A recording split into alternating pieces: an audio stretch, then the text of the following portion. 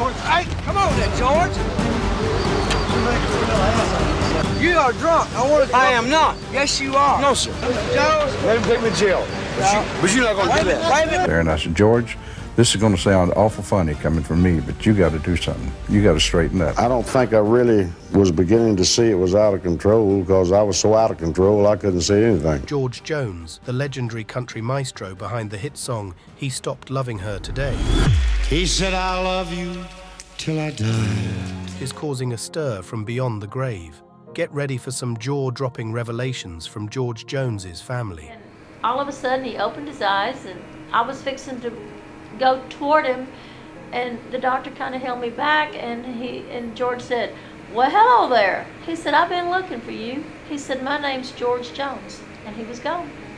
He closed his eyes, and that was the end of it. I know he was talking to God. Even though he left us a decade ago, his legacy stands tall, but there's a twist. Recent interviews have seen colleagues showering him with well-deserved praise, but there's more to his story.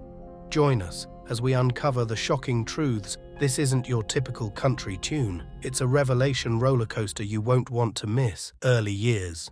George Jones, the Texan country crooner who rode the 60s wave to global acclaim and never hit the brakes, etching his name in country music history as one of its most influential singer-songwriters. Dubbed the Possum, Jones's unconventional climb to stardom kicked off on the Beaumont streets where he strummed for tips and eventually led him to become a powerhouse in the genre. George Glenn Jones, born on September 12, 1931 in Saratoga, Texas, emerged from the Big Thicket region surrounded by a musical family. His father, George Washington Jones, played harmonica and guitar in a shipyard, while his mother, Clara, showcased her piano skills at the local Pentecostal church. Despite a rocky start, a doctor dropped him at birth and broke his arm. Jones found solace in country music, discovering the likes of Roy Acuff and Bill Monroe on Saturday nights with his parents. Life took a somber turn with the early death of George's sister Ethel, worsening his father's drinking habits. The household became a battleground with George Washington Jones, inflicting both physical and emotional scars on his family. Yet it was this adversity that fueled Jones's determination to sing and escape from the tumultuous home life he endured. Leaving home at 16, George Jones headed to Jasper, Texas, where he shared his voice and guitar skills on the KTXJ radio station alongside fellow musician Dalton Henderson. A move to the KYOK radio station proved fateful when he encountered his musical idol, Hank Williams. Jones, in a trance, admitted, "I couldn't think or eat nothing unless it was Hank Williams." This encounter marked a turning point, setting him on a trajectory to greatness. Jones's personal life had its share of drama. His first marriage to Dorothy Bonvillian in 1950 was short-lived. The couple had a daughter, Susan, ending in divorce a year later. The call of duty beckoned, and Jones served in the United States Marines until his discharge in 1953. Stationed in San Jose, California, despite a tumultuous upbringing, Jones's journey wasn't a tale of despair, but one of resilience and musical triumph. His father's alcohol-fueled demands for impromptu performances catalyzed George to become a singer not out of choice, but necessity. In his autobiography, Jones reflected on the contradictory nature of his father, a hard-working man with a penchant for excess drinking. From the streets of Beaumont, George Jones's pursuit of his musical dreams defined his legacy. The meeting with Hank Williams and the personal struggles he faced were mere chapters in the epic tale of the Possum's rise. He didn't just play for tips on street corners. He played his way into the hearts of millions, leaving an enduring mark on country music that echoes through the ages. George Jones, a true legend, showed the world that a troubled past could pave the way for a triumphant musical future. Jones' triumph post-divorce. Jones enlisted in the US Marines during the Korean War. No overseas deployment for him, though. Instead, he found himself stationed in San Jose, California, strumming his love for music in city bars. Discharged in 1953, he continued his musical journey, catching the ear of producer Pappy Daly, who promptly inked him to Starday Records. Di wasn't just a producer, he became Jones's manager, a partnership that stood the test of time. In '54, he tied the knot with Shirley Ann Corley, Musically, the year was a mess with 4 singles going unnoticed. But 55 saw a reversal of fortune with Why Baby Why hitting number 4 on the country charts. Hits kept coming, What Am I Worth, Just One More, and Don't Stop the Music each claimed a spot in the country's top 10. The decade closed with his first number 1 single, White Lightning, a comical gem that even crossed over into the pop charts.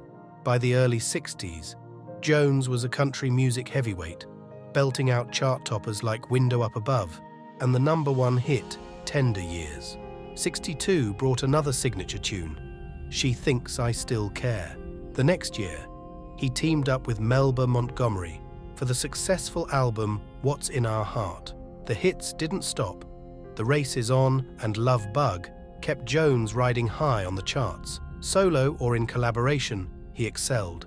Notable tracks from the late 60s include I'm a People and As Long as I Live, along with the 69 duet album with Gene Pitney, I'll Share My World with You. Jones always wanted to remember. He tied the knot with Shirley Ann Corley in 1954. His first record, No Money in This Deal, was cut on January 19, 54, and released in February on Starday Records. His mentor, H.W. Pappy Daly, guided him during the early recording sessions while at KTRM in Beaumont. He earned the nickname Possum early on.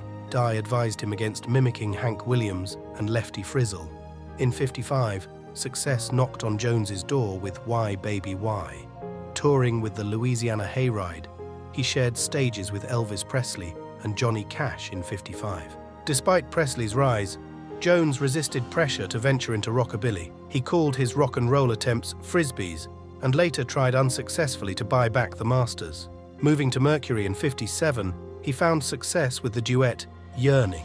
Despite chart-topping singles, he still traveled the rural circuit, playing honky-tonks in a 40s Packard. 59 brought his first Billboard country chart topper, White Lightning, a more authentic rock and roll sound. Jones, a prolific songwriter, penned many hits during this period. Window Up Above and Seasons of My Heart became standards. Signing with United Artists in 62, his career soared with hits like She Thinks I Still Care. His voice deepened, and he developed a unique singing style. His live performances were backed by the Jones Boys, a talented group that included notable musicians like Dan Schaefer and Hank Singer. In the 80s and 90s, Ron Gaddis led the Jones Boys as the band leader. The legendary Merle Haggard once praised Jones, recalling how he left a tour to hear Haggard's song, I Threw Away the Rose, stating that it changed his life. Jones's journey, marked by hits, solidified his status as a country music icon. Personal life. George Jones's personal life turmoil struck once again. His ongoing battle with substance abuse had already taken a toll on his second marriage when he met and fell in love with fellow country star Tammy Wynette, sealing the fate of his union with Shirley. Their divorce in 1968 marked the beginning of a new chapter, as Jones and Wynette, more than just a romantic pair, began making music together, breaking ties with the past. Jones collaborated with Tammy's producer, Billy Sherrill, adding a polished sound to his country repertoire. As the country duo took the music scene by storm, their partnership appeared auspicious with duets like The Ceremony and Take Me, reaching the top 10. However, behind the scenes, the fairy tale unraveled. The TV show George and Tammy serves as a poignant retelling of their time together, unveiling a side of their relationship that goes beyond the harmonies and chart-topping success. The revelation delves into George Jones's struggle with alcoholism, a battle that cast a dark shadow over his marriage with Tammy. The second episode of the show depicts a disturbing incident where Jones, in a drunken state, frightens Tammy to the point of her running away in the dead of night. This chilling portrayal reflects the reality of Jones's life, where his addiction transformed him into a completely different person when intoxicated. Tammy Wynette's autobiography, Stand By Your Man, adds another layer to this narrative. In vivid detail, she recounts being on the receiving end of Jones's violent outbursts during bouts of alcohol-induced rage. Instances like Jones chasing her through their Nashville house with a loaded rifle and scuffles leading to bruises on her face. paint a harrowing picture of their tumultuous marriage. Despite the lack of legal proof for these accusations, Wynette's decision to file for divorce underscores the gravity of the situation, revealing a fractured relationship that couldn't withstand the brunt of Jones's addiction. George Jones, for his part, admitted to struggles with alcohol, but vehemently denied ever laying a hand on Tammy. Over time, he confessed to other bizarre behavior while intoxicated, such as missing shows to gain the title of No-Show Jones, or using a lawnmower to reach the liquor store. The line between truth and haze becomes increasingly blurred, as Jones, perpetually inebriated during these episodes, may not have clear recollections of events. Behind the scenes, Jones's battle with substance abuse persisted, straining his relationship with Wynette. In 1973, Wynette filed for divorce, signaling a breaking point in their tumultuous journey. Despite attempts at reconciliation, their marriage continued to decline. The 1974 solo hit, The Grand Tour, echoed Jones's heartache, a gut-wrenching ballad about the end of a marriage. In 1975, Jones and Wynette finalized their divorce, yet the musical partnership endured with hits like Golden Ring and Near You. In unraveling the layers of George Jones's life, the recent revelation by his wife catalyzes revisiting the complexities of fame, addiction, and the fragile dynamics that define human relationships. The TV show George and Tammy adds a poignant chapter to the legacy of two iconic country artists, reminding us that even behind the greatest harmonies, there can be discord and dissonance. The revelation George Jones' wife has just shattered the silence, confirming what many suspected. The legendary musician left us a whopping 10 years ago. The shockwaves reverberated through the music industry as this revelation swung open the door to a flood of unexpected insights into George Jones's life. This journey extends far beyond the glitz and glamour of the spotlight. Nancy Jones, the woman at the heart of this revelation, wasn't even a fan when she stumbled into a George Jones concert in 1981. Little did she know, fate had something extraordinary in store. Their connection quickly deepened, leading to marriage 2 years later. Yet Nancy faced an uphill battle. George, infamous for being No-Show Jones due to his struggles with drinking and drugs, needed a savior for his faltering career.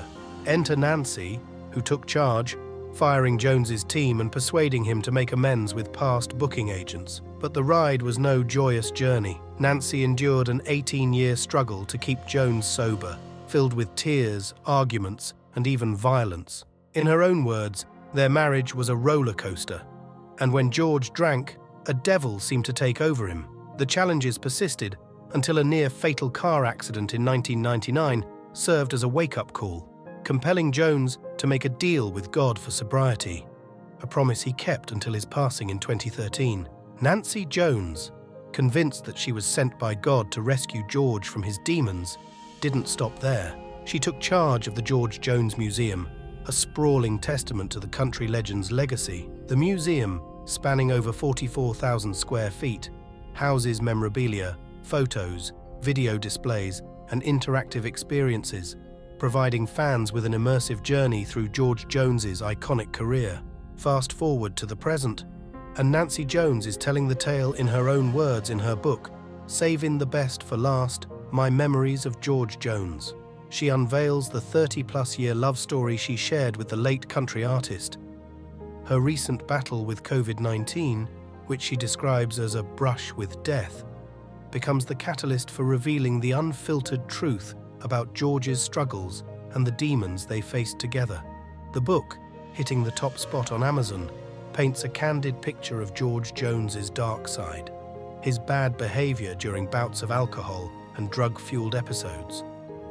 Nancy, however, emphasizes her unwavering love for the man behind the demons, fighting for the good in him. As the demons surfaced, she witnessed a spiritual healing that not only brought her closer to God, but also, she believes, secured George's place in heaven. Through all the turbulence, Nancy Jones still feels George's presence, especially when she visits his gravesite. So buckle up, folks, because the truth about George Jones' tumultuous life is out, and it's one wild ride of love, redemption, and an unwavering commitment that goes beyond the battling addiction. Jones battled with alcoholism and drug abuse, a struggle that took a toll on his personal and professional life. His journey with alcohol began early in his career, but took a dark turn in the late 60s, reaching a breaking point after his father died in 1967. The impact of alcohol on his marriages earned him the nickname No-Show Jones, as he frequently missed performances seeking help for his drinking problem in 1967 didn't bring lasting change, and Jones's life continued to unravel. Cocaine entered the picture, worsening his situation. Legal troubles followed with a lawsuit for drunkenly assaulting 2 women in Nashville in December 1976. In 1978, he faced arrest for physically attacking his ex-girlfriend, Linda Wellborn, revealing a downward spiral fueled by drugs and erratic behavior. Financial struggles mounted, leading Jones to file for bankruptcy in 1978, with over $1 million in debt and owing $36,000 in child support to Wynette. Living in his car by 1979, he experienced a significant decline in health, marked by weight loss. Admitted to Hillcrest Psychiatric Hospital in Birmingham, Alabama, in 1979, Jones's battle persisted as he faced hospitalizations and arrests, demonstrating the grip of his addiction. It wasn't until his 4th marriage to Nancy Sepulvado that Jones found the strength to leave behind alcohol and drugs. Despite claiming sobriety multiple times, he faced hospitalization and arrests again. By 1983, his health had already started deteriorating, prompting another admission to Hillcrest. The stark warning from doctors highlighted the urgency of reforming his lifestyle to avoid a tragic end. Jones's struggle with addiction, legal troubles, and financial woes ultimately found resolution in his commitment to a new chapter, marked by sobriety and the support of his 4th wife. Comeback. In the early 1980s, George Jones found himself at a crossroads with a 6-year drought of #1 singles and critics questioning his relevance. The turning point arrived in April 1980 with the release of He Stopped Loving Her Today, a song penned by Bobby Braddock and Curly Putman. Despite initial skepticism from Jones, this poignant masterpiece defied expectations, skyrocketing to #1 on the country charts and reigning supreme for an astounding 18 weeks.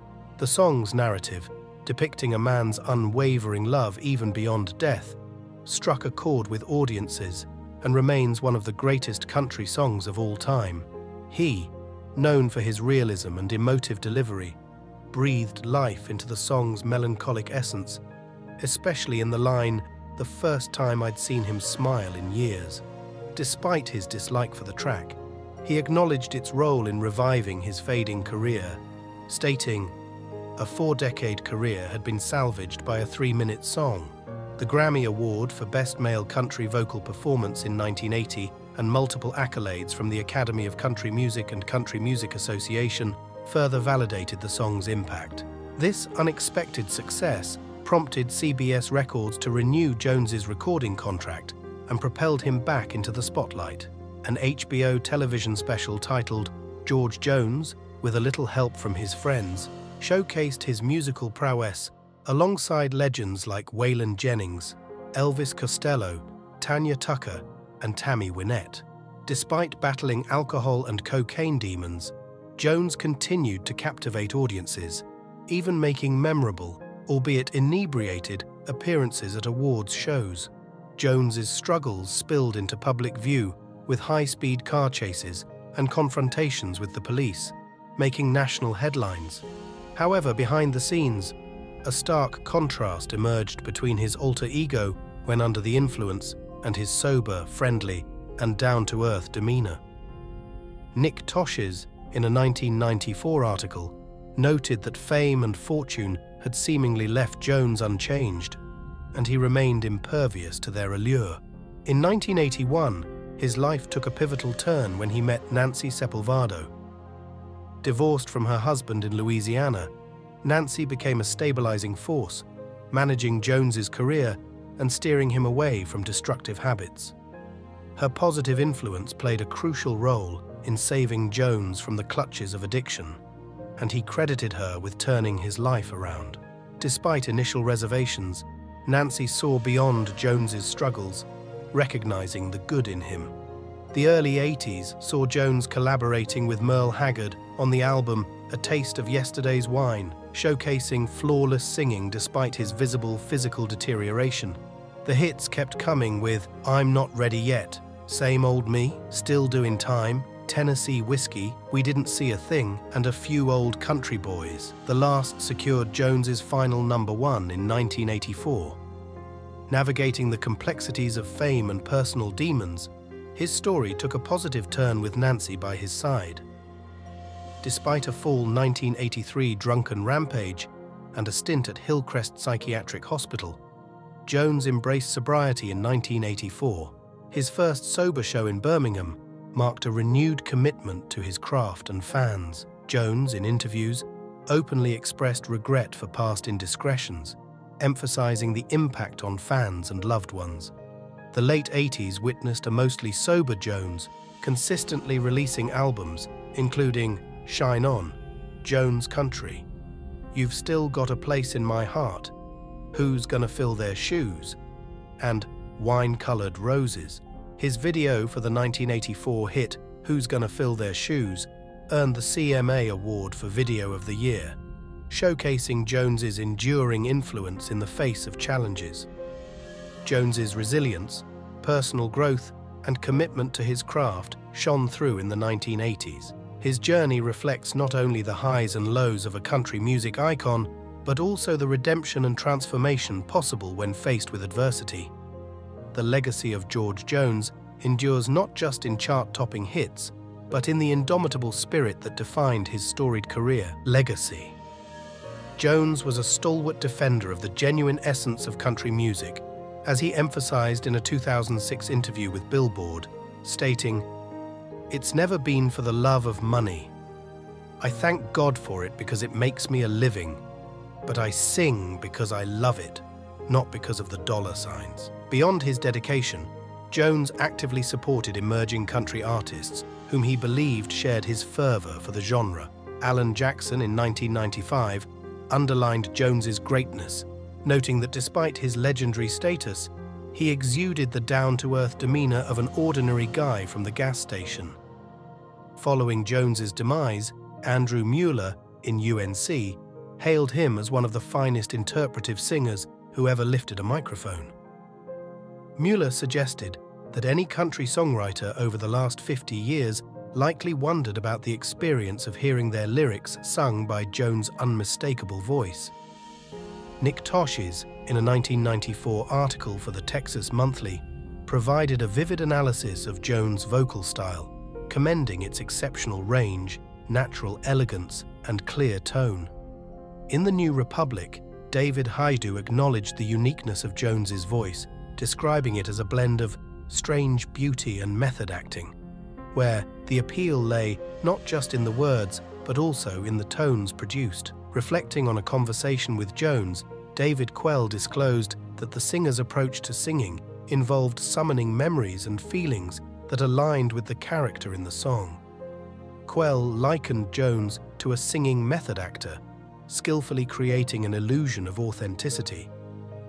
Rich Kinsley, in the liner notes to Essential George Jones, The Spirit of Country, highlighted Jones's ability to transform a ballad into a cathartic experience, turning it into a primal cry of anger.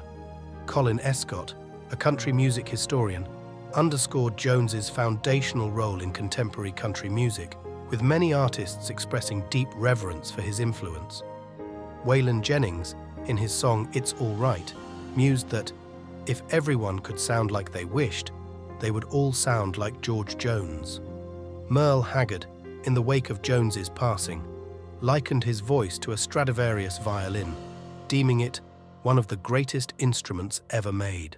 Emmylou Harris celebrated Jones's artistry, noting that when he sang, he elevated a song to the status of a work of art.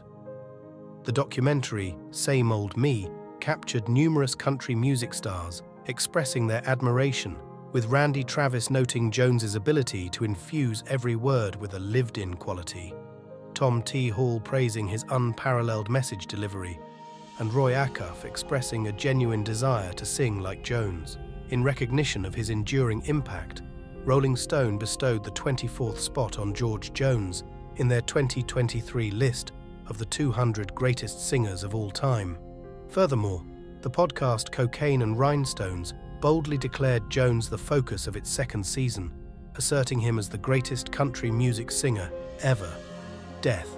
In 1999, a pivotal moment shook the world of country music as George Jones faced a life-altering accident, crashing his SUV near his home.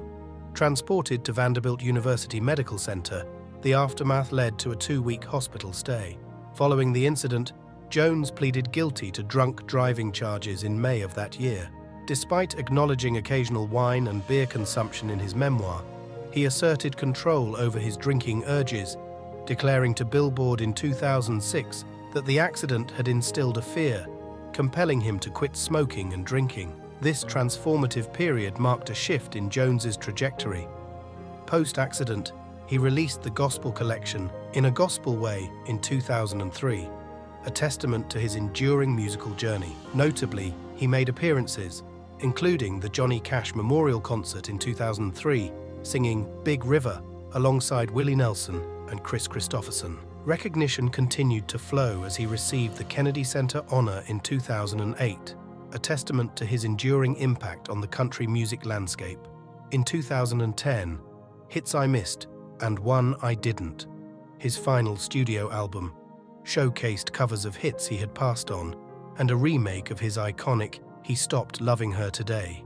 The accolades culminated in the Grammy Lifetime Achievement Award bestowed upon him in 2012. The latter part of George Jones's journey was marked by health challenges.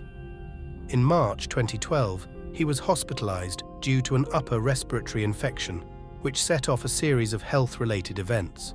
On August 14, 2012, he announced his farewell tour, the Grand Tour, marking a poignant chapter in his storied career.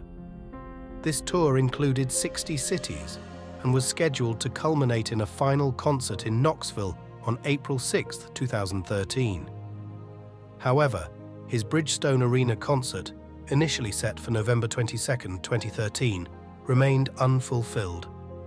On April 18, 2013, Jones was hospitalized with a slight fever and irregular blood pressure, marking a critical juncture. After postponements, he passed away on April 26, 2013, at the age of 81. His funeral, attended by many luminaries, featured eulogies from former First Lady Laura Bush, Tennessee Governor Bill Haslam, and musical tributes from artists like Vince Gill, Alan Jackson, and Kenny Chesney. Buried in Woodlawn Cemetery in Nashville, Jones's passing had a global impact, with radio stations modifying playlists to honor the legend. Amidst the outpouring of grief, his wife of nearly 30 years, Nancy Sepulvado, shared poignant insights into their tumultuous yet deeply connected relationship in an interview with the Tennessean. She recounted Jones's final moments amidst complications from a respiratory infection. Unable to speak for days, Jones suddenly opened his eyes and greeted his wife with a profound, "Well, hello there. I've been looking for you. My name's George Jones." In that moment, as he closed his eyes, Sepulvado believed he was conversing with God. Beyond the accolades and tributes, George Jones's legacy resonates in these intimate details, underscoring the impact of his life not just on the music industry, but on those who shared his journey intimately. Thank you for watching. We'll see you in the next video.